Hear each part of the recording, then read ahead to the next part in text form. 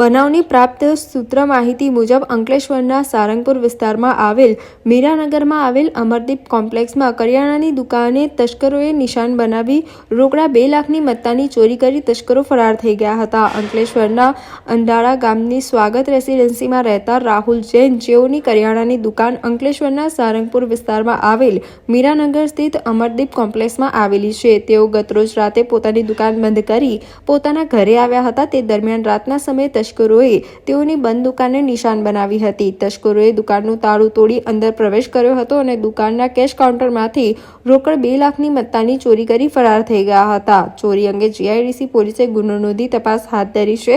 અત્રે ઉલ્લેખનીય છે કે આજે સતત બીજા દિવસે ચોરીની ઘટના અંકલેશ્વરમાંથી સામે આવી છે, ત્યારે તસ્કરોએ જાણે પોલીસને ખુલ્લો પડકાર ફેંક્યો હોય તેમ લાગી રહ્યું છે. મારું નામ રાહુલ જૈન છે. મેં અમદાવાદ રહું છું, સ્વાગત રેસિડેન્સીમાં.